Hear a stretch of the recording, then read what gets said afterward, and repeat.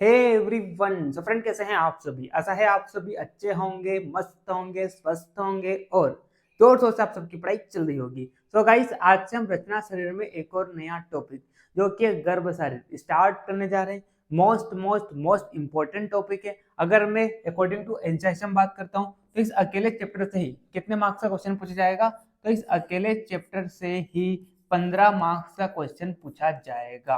ठीक है। गर्भ शरीर में कौन कौन से टॉपिक मोस्ट इंपोर्टेंट है? तो जिसमें से पहला है गर्भ की परिभाषा, है ना। गर्भ की परिभाषा आप देखना, बार बार क्वेश्चन पूछता है गर्भ की परिभाषा को लेकर।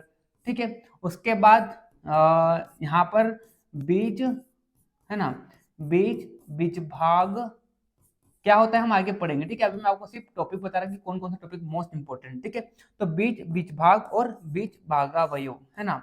बीज भागावयव वयव, ठीक है, ये टॉपिक मोस्ट इंपोर्टेंट है। 5 नंबर में पूछ लेता है और 10 नंबर में भी पूछ लेता है। ठीक है।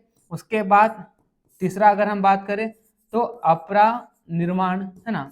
अपरा निर्माण यानी कि प्लेसेंटा का फॉर्मेशन कैसे होता है, ये टॉपिक भी मोस्ट इंपोर्टेंट है, क्वेश्चन पूछा जाता है। ठीक है। उसके बाद गर्भ का पोषण, है ना, गर्भ पोषण, यहाँ से भी क्वेश्चन पूछ लेता है इस टॉपिक, इस चैप्टर से।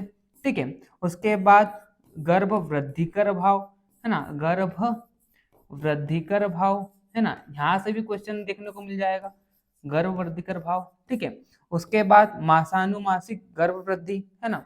उसके बाद जो इंपॉर्टेंट टॉपिक क्या है, मासानुमासिक, मासानुमासिक गर्भ वृद्धि, गर्भ वृद्धि, है ना। क्या होता है ये हम आगे सब डिटेल में देखेंगे सारी चीजों को। ठीक है।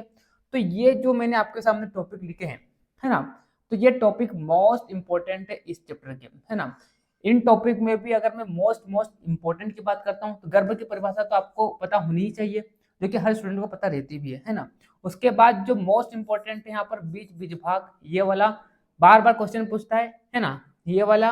और मासानुमासिक, ये वाला टॉपिक, है ना। और एक अपरा का निर्माण, ये जो 3 टॉपिक है, ठीक है, ये मोस्ट इंपॉर्टेंट टॉपिक है।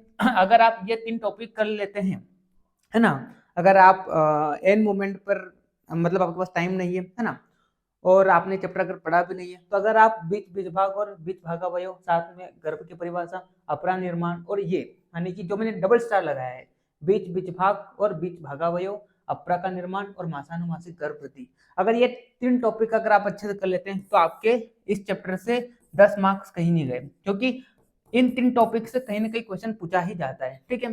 तो ये इंपॉर्टेंट टॉपिक है ना। हालांकि मैं हर चीज आपको पढ़ाऊंगा जो एनसीईआरटी में दिया गया है, एनसीईआरटी सिलेबस के अकॉर्डिंग मैं आपको सारी चीज पढ़ाऊंगा, एक भी चीज में नहीं छोड़ूंगा। ठीक है। गर्भ शरीर के मैं हिंदी में भी नोट्स ला रहा हूँ और इंग्लिश में भी नोट्स ला रहा हूँ, जैसे कि आप देख सकते हैं, है ना। जैसे कि पहले मैं आपको दिखा दूं, क्योंकि कई सारे स्टूडेंट्स क्या करते पता है, बीच में से वीडियो देख के भग जाते हैं, है ना। तो इसलिए पहले मैं बता दूं, खासकर जो यूट्यूब पर देख रहे हैं, तो आप देखिए यहाँ पर देखिए हिंदी और इंग्लिश, है ना, हिंदी इंग्लिश, ये हिंदी और ये इंग्लिश। ठीक है। तो गर्भ शरीर के नोट्स में इंग्लिश में भी आपको प्रोवाइड कर रहा हूँ। जो सुसुर 2.0 बैच के स्टूडेंट है, तो उनकी मेरे से शिकायत है कि सर आपने पदार्थ के सिर्फ हिंदी में ही नोट्स दिए हैं, आप इंग्लिश में भी प्रोवाइड कीजिए। तो मैं आपको प्रोवाइड करूंगा, उसके लिए थोड़ा आप धीरज रखिए। ठीक है। चलिए, क्योंकि अभी आपके सीनियर की एग्जाम है और मेरे पास मैक्सिमम स्टूडेंट हिंदी मीडियम के हैं, जिस कारण मैं आपको फटाफट अभी हिंदी में नोट्स दे रहा हूँ। क्योंकि देखो इंग्लिश में जब मैं इसको कन्वर्ट करूंगा तो टाइम लगता है उसके लिए, है ना, और इतना टाइम अभी मेरे पास है नहीं, क्योंकि आपके सीनियर की एग्जाम है, तो उनको भी मेरे को थोड़ा ध्यान देना है। ठीक है। चलिए, तो इंग्लिश में भी मैं प्रोवाइड करूंगा, डोंट वरी, है ना। और जो लोग यूट्यूब पर लेक्चर देख रहे हैं, अगर आपको पेड कोर्स चाहिए तो आप आयुर्वेदा विंग्स एप्लीकेशन डाउनलोड कीजिए, लिंक आपको डिस्क्रिप्शन में दे रखा है। ठीक है। आप जैसे डाउनलोड करेंगे तो वहां पर आपको सुश्रुत 2.0 बैच मिलेगा, जो कि 2024 बैच वाले स्टूडेंट्स के लिए, यानी कि जिनका अभी एडमिशन हुआ है। ठीक है। तो जो न्यू स्टूडेंट है ना, न्यू बैच का स्टूडेंट है, यानी कि जिसने अभी अभी रिसेंट में एडमिशन लिया है, तो वो सुश्रुत 2.0 बैच को देखिए। और जो पुराना स्टूडेंट्स है, यानी कि 2023 बैच का स्टूडेंट है, जिसकी मार्च में एग्जाम है, तो आप क्या कीजिए, BMS first from complete course को चेक कीजिए। ठीक है। चलिए, अब हम आगे बढ़ते हैं।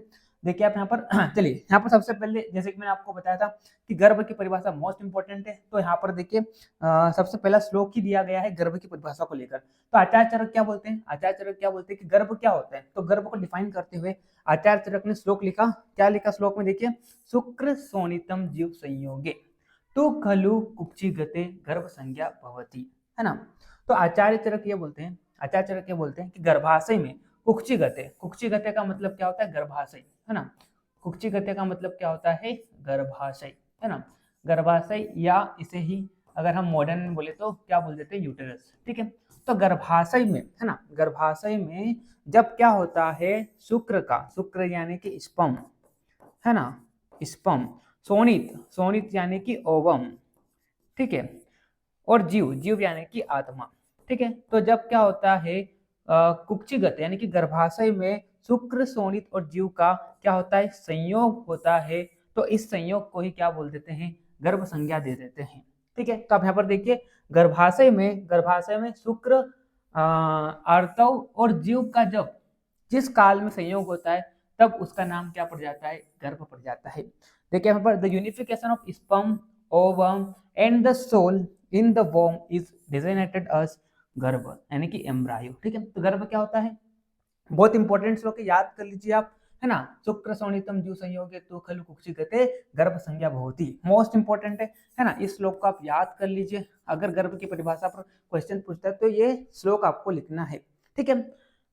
शुक्र सोनितम जीव संयोगे तो खलु कुक्षि गते गर्भ संज्ञा भवति, यानी कि आचार्य चरक ये बोलते हैं कि जब गर्भाशय में शुक्र, सोनित और जीव का क्या होता है, संयोग होता है, तो इसी संयोग को ही क्या बोल देते हैं, गर्भ संज्ञा दे देते हैं, ठीक है। चलिए फिर आगे हम बढ़ते हैं।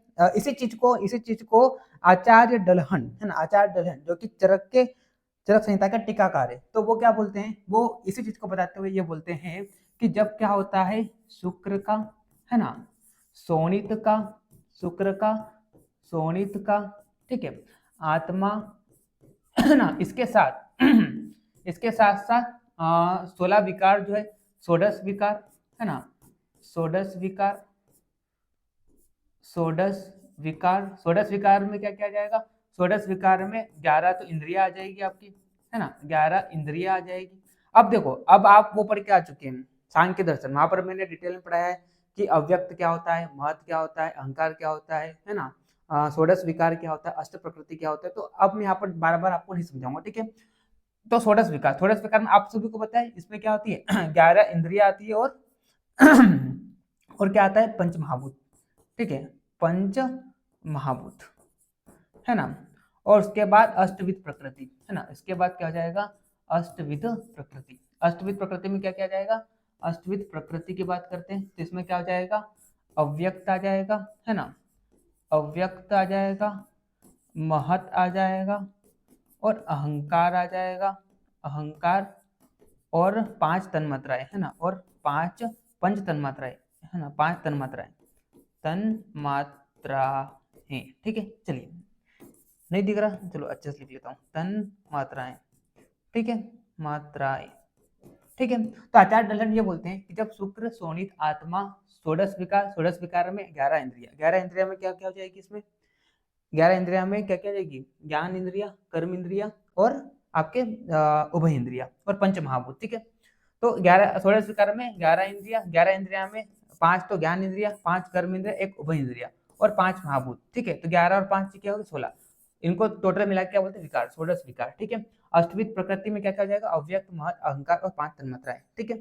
तो इस तरह से क्या बोलते हैं, आचार्य दलहन ये बोलते हैं कि जब शुक्र, सोनित, आत्मा, षोडश विकार और अष्टविध प्रकृति का जब क्या होता है, संयोग होता है, जब क्या होता है, इन सभी का क्या होता है, जब संयोग होता है, तो उसे ही क्या बोल देते हैं, उसे ही गर्भ बोल देते हैं, उसे क्या बोल देते हैं, गर्भ की संज्ञा दे देते हैं, ठीक है।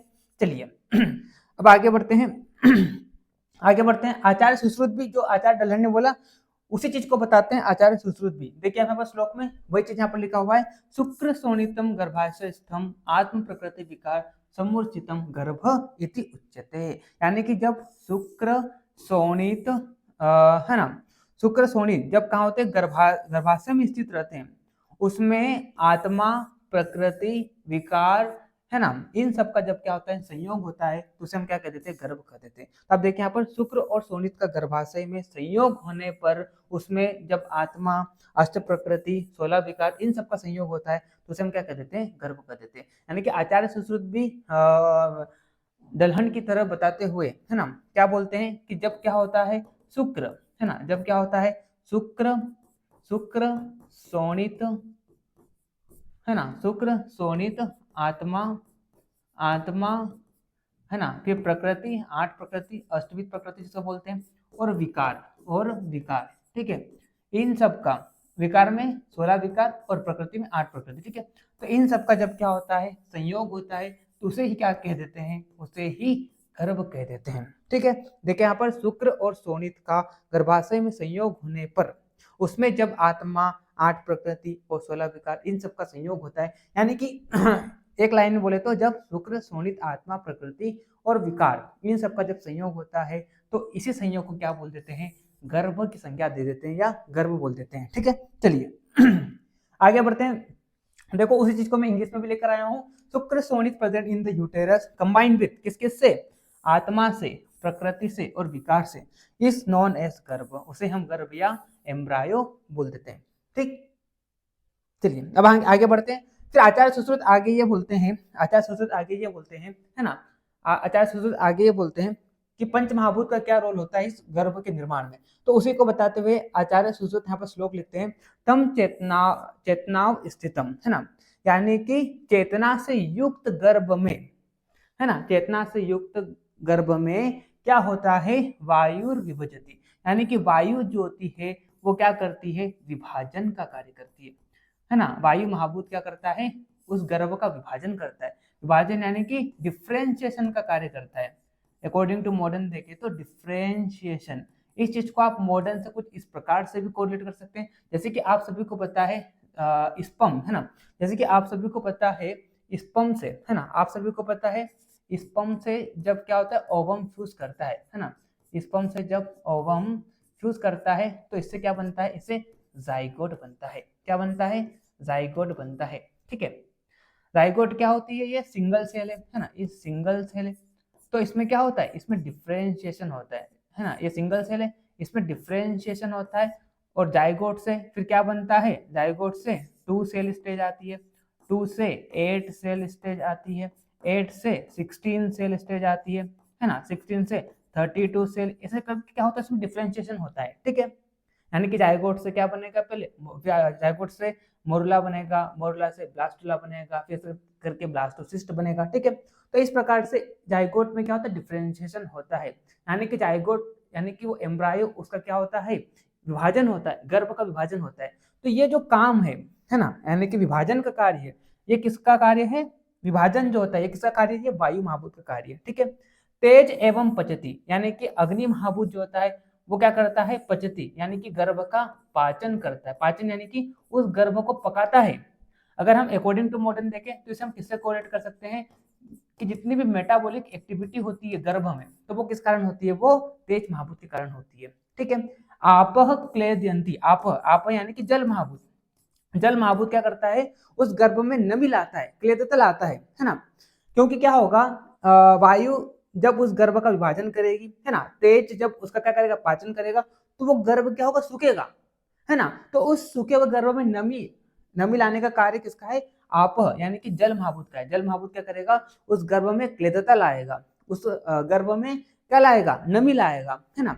अगर हम अकॉर्डिंग टू मॉडर्न देखें तो इसको हम किससे कोरिलेट कर सकते हैं कि आप सभी को पता है ना, आप सभी को पता है गर्भ के आसपास क्या होता है, फ्लूइड प्रेजेंट होता है, intracellular fluid, extra cellular fluid, intercellular fluid.